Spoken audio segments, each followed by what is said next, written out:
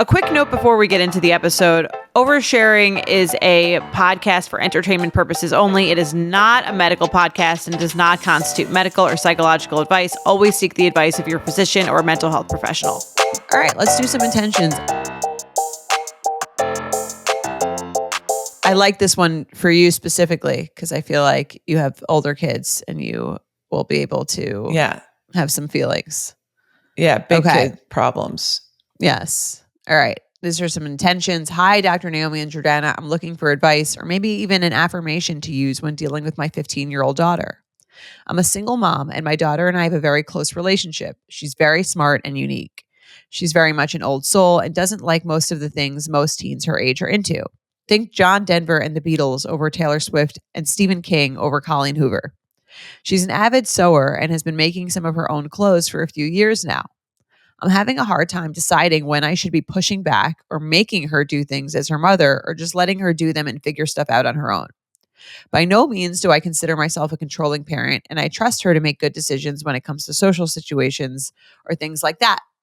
Which brings me to my dilemma. She is going to a John Denver, Willie Nelson concert with my sister and her husband at the end of the month. She wants to wear this dress that she made from a vintage pattern to the concert. It reminds me of something a 60s teacher or librarian would wear. I told her I think she should wear something else since it'll be hot. It's outside and I think she'll be uncomfortable and it will be a nuisance once she's actually there. She keeps pushing back and telling me that she's old enough to decide what to wear and that she should be able to wear what she wants. While I do agree, I think for something like this, where she has no idea what the venue or concert would be like, she needs to wear something more practical. She says that it will make her confident and that the whole time she'll be wishing that she had that on. Do I just let her wear whatever she wants and let it go? What's an affirmation I can use when dealing with this kind of situation? I'm sure we'll have many more. I remember at that age, there were things my mother wouldn't buy or let me wear. I'm just having a hard time remembering how it felt to try to relate. Thank you. Yeah, I get this. I think as a parent, she's trying to protect her. I don't know. She's not clear about if she's really trying to protect her from being too hot. Right. Or if she's trying to protect her from looking silly. A little weird. Yeah. Yeah. Like not cool. Right. She starts by saying like the outfit is like not something that she like thinks is a cool look. Right. Yeah. You know, it's so funny because I think as parents, you want it's so important for your kids to feel like included and not lonely and like part of a social group. And so I think, you know, that's her priority maybe is like, am I letting her go so far off the deep end where she's like not going to have friends or she's going to be lonely or ostracized or, you know, she's going to this concert like with two adults. And I think her fear is that she's not going to fit in or she's going to be made fun of or something like that. But it's manifested. It's easier to say you're going to be hot. That's too, you know, yes. It's too long. It's too, you know, it's a prairie outfit. It sounds like. Right. If she's hot, she'll sweat. You know, I am not, you know, when you want to prevent your kids from doing things, it's because it's dangerous, right? Like maybe if she was going to wear like a totally underdressed like outfit with like her boobs out and short skirt, you might be like, this is kind of dangerous. Like somebody might try to take advantage of you or somebody might, you know, whatever, take pictures of you or something like that, that might feel dangerous. This isn't dangerous. I think it's her fear of her not fitting in socially. But it's interesting because I think as a parent, sometimes you notice there's these phases where you want certain things for your kids. Like even, you know, with my kids, I'm kind of like, when they wear the uniform, you know, whatever the uniform is, like whatever all the 12-year-old girls are wearing, I'm kind of like, why don't you be a little more unique? Like you have such a good fashion sense. Why don't you try to be the trendsetter? And she looks at me like, nobody does that. Right. Not going to be the trendsetter. She's like the opposite almost. Yes, the total opposite, where it's like, I'm kind of like, sew a dress, be unique. But you might feel the same way if your kid went that far in the other direction.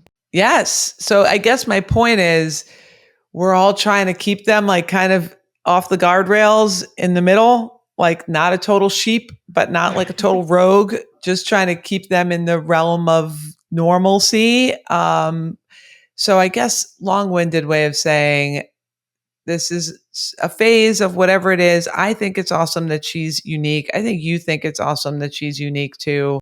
The fear is probably that she'll end up lonely if she's not accepted by the group, or people are looking at her like she's weird, or they'll make fun, or they'll be, whispering about her or whatever. But I think it's really actually pretty cool that that's not Her concern. so top of mind for her. Yes, that's not her concern. And because for so many people, they live their daily life like that's the only concern. How do I stay below the radar, right, and not draw any attention to myself in a way that's different than everybody else, so that you end up wearing like, middle school, it's like, this girl sounds like she's older, but like you look and it's from the back, they literally all look the same. Their hair is the same length. They're wearing the same shorts, the same top, the same Panda Dunks right, shoes that like everybody's wearing. And I think it's cool that she's different. And she'll probably, if it's not serving her, she will grow out of it and change and move if she really ends up feeling lonely, or she'll find her people, that are right. into fashion and vintage. And if it's truly about the being hot, like that's kind of how you learn how to dress for anything. Like one day you go out and you wear something that's too hot for the season, or one day you go out and you wear their jacket is not heavy enough. Like, I mean, Yes. that's how you learn anything. And like she had I'm already not gonna given her make the this warning mistake. about she said, I suggest you're going to be hot.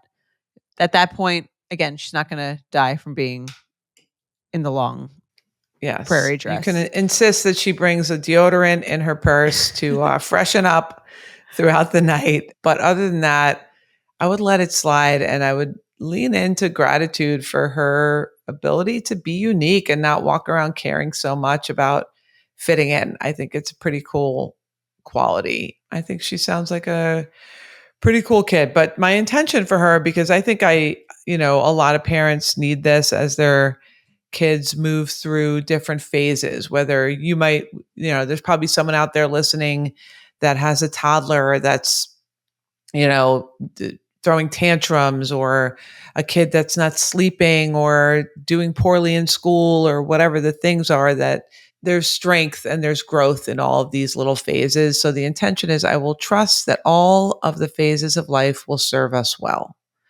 In the moment, it might feel uncomfortable, but trusting that in the long run, it's going to serve you to kind of move through this phase with patience and gratitude. Love it. Okay. Good luck. All right.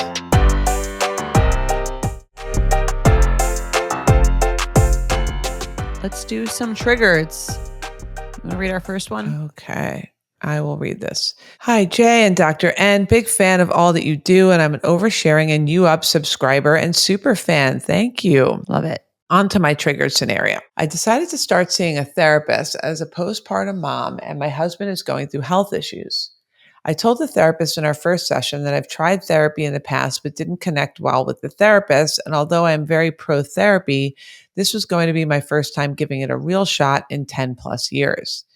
We had 4 sessions together where I was very open with how chaotic my life is, how traumatic my childhood was, etc. I decided after giving it a real shot that we were not a match. Perhaps relevant, but she is a woman in her 80s, and I felt her advice was a little outdated. Plus, all the technical issues she would have during our sessions, which were virtual, gave me anxiety and the ick, and overall, just not for me. So after 4 sessions, I sent her a very polite text explaining that it was nothing personal, but I was going to step away from therapy for a moment as I deal with the chaos of my life, and thank you for all your time. She then proceeded to call me, which I did not pick up. Then she texts to ask if I have availability to speak today for another session. Not wanting to push back, I just said I was very busy today in work meetings all day and today wasn't good. She responded saying she thinks she needs an explanation as to why I'm deciding to take a step back and wants to talk it out. I did not answer this as I don't feel I owe this person who I've met virtually 4 times any explanation more than what was said. Had this been someone I was seeing for years, I'd understand that maybe they knew me to the degree that they thought for my mental health I should continue therapy. Then she proceeds to call me twice and leave two voicemails reiterating that she wants to talk this out. I felt like this was such a rude Desperate. thing to do. Especially because someone more vulnerable would have felt pressured to have a conversation or session they did not want to have. And thankfully, I felt very firm in not having that conversation with her. But I'm open to the concept that maybe I'm in the wrong here. So, therapist bombards you with calls, texts, and voicemails after you end your 4-session fling. How triggered can I be? Signed, you're a bugaboo. I don't understand the sign off. Oh, like she's I bugging mean, her. Okay. yeah. I don't know. Is this standard therapy practice? If someone stops seeing you after a few sessions, like, would you do any of this?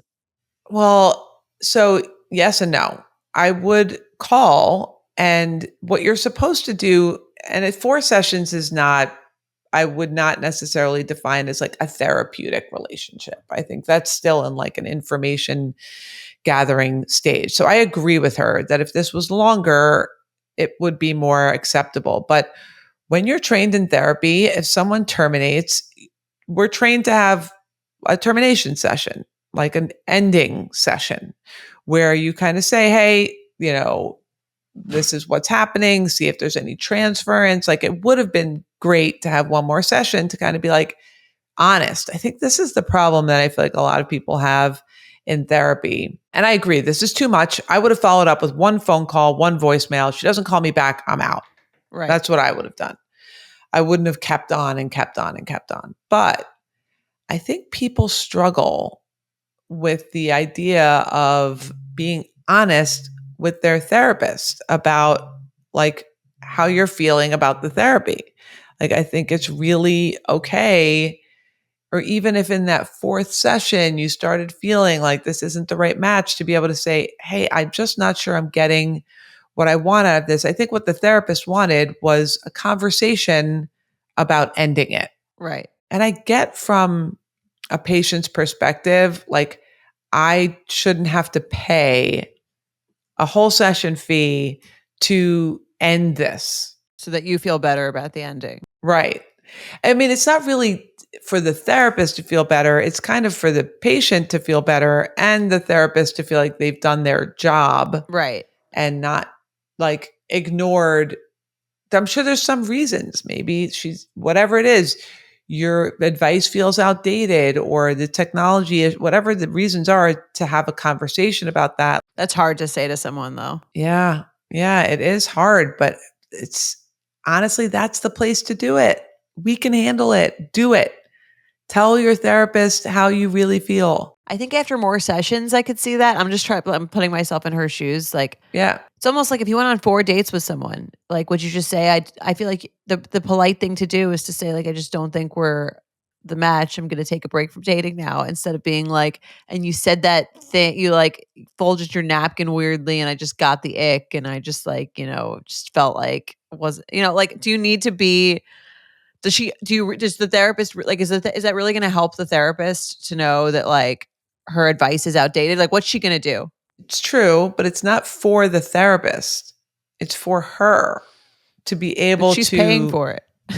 Yeah, but no, but but I think what people don't realize is it's in your best interest to be able to have hard conversations. Like in my groups, for example, I have everyone commit to 4 sessions, like ahead of time so that people aren't coming and going and popping in and out. Like you're here, if you're sharing, people know you're going to be here the next week, the week after, the week after that. Okay. But then if you're going to leave, I always ask them to please come for one more session to tell the group why you're leaving, to explore what was working, what wasn't working, to have that hard, honest conversation, and for the group to be able to kind of have some closure and say, hey, I really appreciated this insight that you gave me. And, it was one little sentence, but I've thought about it ever since. And I'm going to carry it with, like, to have some sense of a closure conversation. And those sessions are really powerful. Like those, as much as I hate to see people leave because we all get attached, we all look forward to seeing somebody or feel like I wonder what's happening with them. Those sessions are my favorite sessions because there's some realness, there's some genuineness, that there's like a realness that's there that often is harder to come by. So I don't think I agree with her. I get her perspective. This was excessive. It was like 3 texts, 4 probably total phone calls, 2 voicemails. Like it was much. So if I ask someone to come back for one more session and they say, no, I really don't want to, I might give them the explanation of why I think it's important, all the things I just said, and that's it. And then I back off. So I get this was a lot of pressure. Okay. A relationship with a therapist is different than a relationship with a date, like I guess. this person can handle it. Right. I don't know. It seemed to me like the way the therapist was contacting her, it felt like the therapist was like panicking because she was losing a patient. Like, and it was that was about the her. part. That was the part where she said, like, I think you owe me. I forget where She thinks is it she needs an explanation as to why I'm deciding to take a step back Right. and wants to talk it out. Yes, that's the part that's like that she needs an explanation. It's not really for her. What I would say is I would like to sit down with you and one, force you to have a hard conversation in person, and 2, go back and forth about like, what was that? Why was that ick? What is it about my advice that feels outdated? I think a lot of times with therapy, people feel like, oh, well, you need to anticipate all my needs, know exactly what I want, or you're not the right match, when the meat of it is in having that conversation. Right.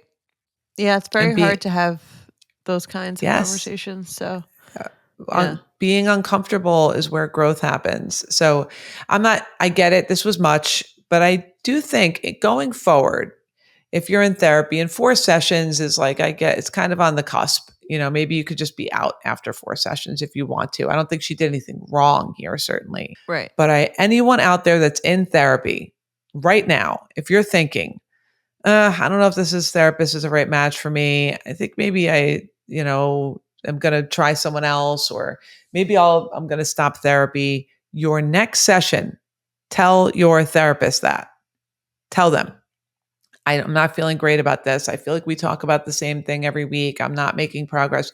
Go into your next session and tell them that. Right. And I pretty much promise it will be one of the best sessions that you've had in a long time. Well, maybe they don't want the therapist to like try to convince them to stay. Yeah, that's fair. But I don't think that's where it will go. I think it will go to either we need to reevaluate your goals. We need to figure out what you're looking for that you're not getting. Or it might just go to where the beauty of a therapeutic relationship is in like, we're talking about each other. That is where a connection happens. That is where you're going to, and I think that's probably why this therapist wanted her to come back, because she's kind of like, you're feeling disconnected. If we talk about me and you, we're going to feel more connected.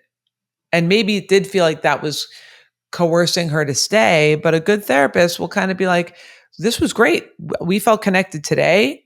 I hope you feel better about that. And best of luck to you. Like, we can still end this. Right. But at least we're not ending it in a way that feels like avoidance. That's what I think the therapist was trying to, like, let's not avoid this. Because the one person that you don't have to avoid the hard conversations with is your therapist. And I see it all the time. Yeah. I understand why she would do it, but I agree. I mean, like in a perfect world, you would address, but I think 4 sessions and she says she needs an explanation. Yes. I'd give this like a 4, 3 maybe.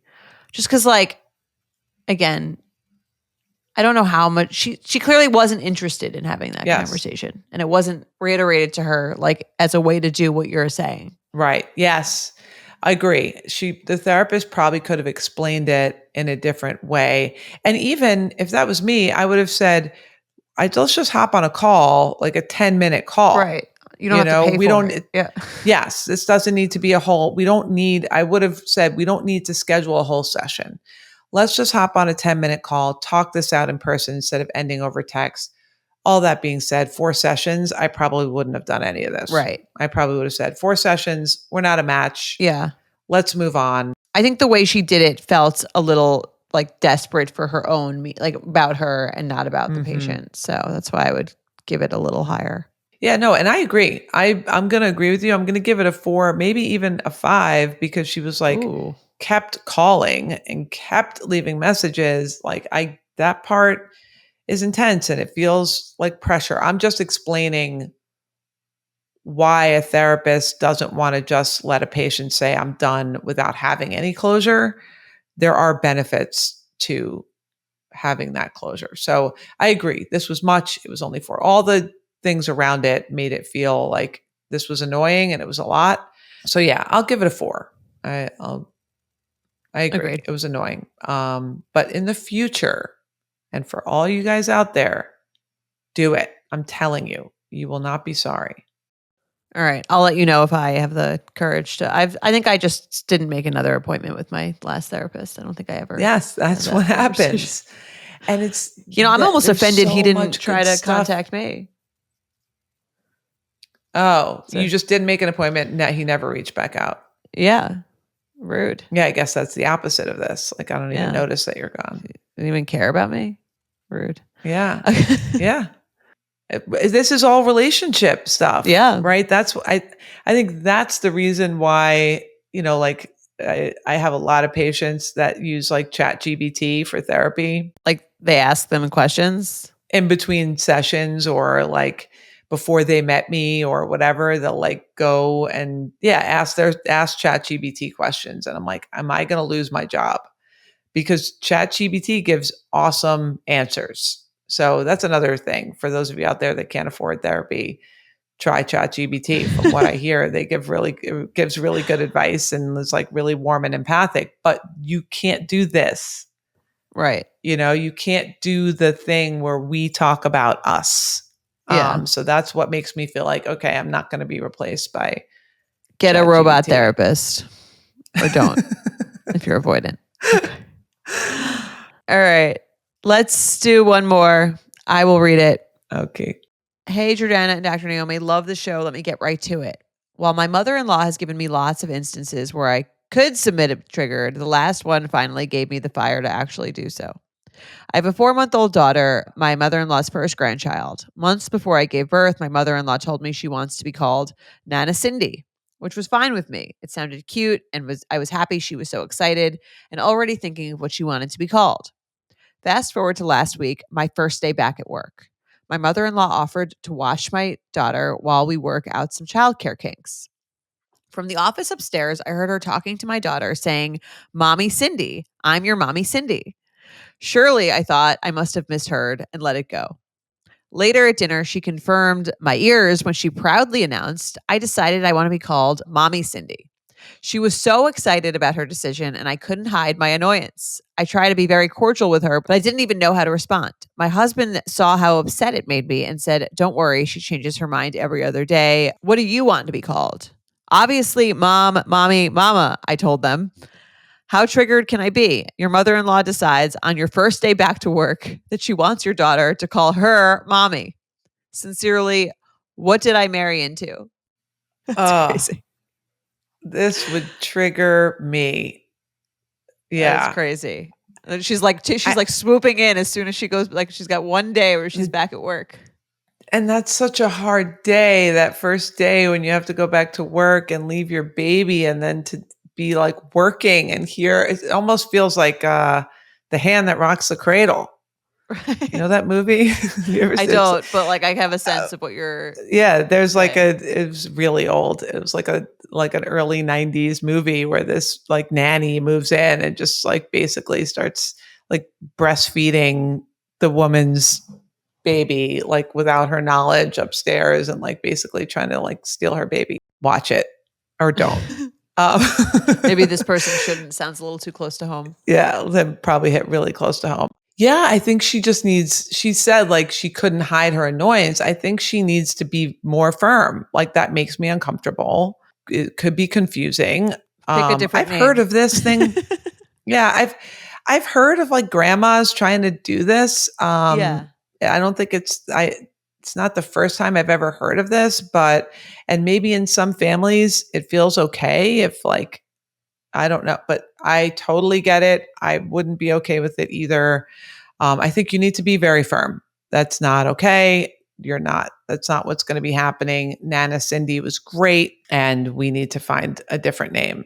Mommy Yeah. Cindy is not going to work. And I think she could be a little, be a little vulnerable and say like, I just went back to work. I'm feeling a little anxiety about like being apart from it's her daughter, she said. Yeah, Yeah, daughter, yeah. from my daughter, and like is giving me like a lot more anxiety hearing that you're asking her to call you mom. Right. Yeah. I think she could, you don't rage, don't scream, just very calmly. I agree. Just say, this is what I'm feeling. I have these fears about other people spending more time with her than I am. And I really, I feel connected to being the only mommy to her. And I want that to be my name. It means a lot to me. I hope you can understand. It's weird that the husband was like, well, what do you want to be called? Like, of course she wants to be called mom. Right. He's like, do you want to pick something else to be different? Yeah, that was, and even him saying like she changes her mind, like, no, we don't have to wait for her to change her mind. We're going to just let her know. Right. That was an annoying response. Yeah, she can choose anything else other than mom, mommy, or mama. Right. Like, pick anything else in the world. Gigi, that you want. Mimi, whatever it is. Like, it doesn't, Yeah. I agree. That's absurd. And I honestly think that the husband's response is just as triggering. Like, that's your problem. Like, Yeah. you deal with her. Like, not telling me, asking Right. me if I She'll want to change what her I'm mind. called. Yeah. Yeah. Yeah. No, I mean, I boundaries. guess, I mean, I guess it's tough because she's coming in to watch the daughter while they figure out these. Mm-hmm. That's when these lines get so blurred. I think when someone is like, usually like the more helpful someone is, the more annoying they become, because they kind of like probably feel like they're entitled to more. Yeah. And that exactly. And it's a very vulnerable position because you need her. So you feel like, you don't want to leave your child with someone who's angry with you. That doesn't feel like a good moment of like, I'm leaving, I'm going to work. And we've just had this conflict where now there's tension between us. Like, and that you're doing never me a favor. feels. Yes. Yeah, totally. So I think you have to say it nicely. She is helping out, and be very appreciative and say any other name in the whole world besides mom, mama, or mommy is all yours. I appreciate everything you do, but it's an insecure. You could even just say it makes me feel insecure. I feel badly leaving her and having someone else care for her. I wish I could be with her all the time, but I can't. I hope you can please understand. And I'm sure she'll back off. You would hope. I would give this like a 7. That's sort of crazy. Yeah. Especially the timing. Yeah. Oh my gosh. Yeah. I'm going to give this a 7. That would really tweak me. I think also that's a hard day. If you're gonna if you're gonna ask for your name to be something like that, it's crazy to announce it to the child before the mom. Like, you would think you would ask, not be like telling the kid that you're their mommy. Yeah, that almost makes me want to make it an 8 instead of a 7. I'm mommy Cindy. I'm mommy Cindy. What? What is happening? No, that's crazy. It is. I mean, there is I'm not even going to go there because I think she's totally validated, but like, this mother-in-law must be going through something. I don't know, like reliving her days when she was a mom. She should be thankful that she gets to be a grandma, but you're a grandma. It's different. Right. I think there's this like aversion to being a grandma, or maybe like wanting to like go back to what you see as your like glory days of early motherhood. Mm-hmm. Yes. I think there is something that's happening here, and there probably is like a grief process in some way on her end, or like a longing or a nostalgia that's like she's with this baby and she's just feeling so nostalgic for that time in her life. But yeah, you got to figure that out without, this is crazy. coming in and doing this. So yeah, you have to have again, this is why you go to therapy, practice having hard conversations so that you can have these hard conversations in real life. If you can have it with your therapist who's there to tolerate it in a healthy way, you can have it with all the people in your life. Closure, endings. Even if one day you say, you know what, she's insisting, she's doing this mommy Cindy thing, I can't have her watching the baby. That's another hard conversation that, you might have to have down the line at some point. Like if she says, no, this is great, I love watching the baby, you don't figure out childcare, like I'll do it, or whatever it is. If that's not what you want, hard conversation. Like that is part of what you learn to tolerate in therapy. So yeah, another reason to come join one of my groups. We're having some hard conversations this week. We're doing basically, we're having feedback where people are receiving feedback from other members in the group of how they come off and how they're perceived, and little mid-year review. First impressions, like how do you, just so we can, for many reasons, like you can get some honest feedback, and also we can learn to have hard conversations and tolerate criticism and do all sorts of hard things. And then it makes the rest of life a lot easier. You practice it in therapy and then you do it in real life. So. All right. Well, all right. We did it again. We'll be back next week. Please give us an update on mommy Cindy. We want to know how she's doing. Yes. We'll draw the line at nursing the baby upstairs in the rocking chair. That's fair. If that happens, Jordana and I will come in and do intervene. In-person intervention. Yes. Get a straight jacket. That's our time. Great work today.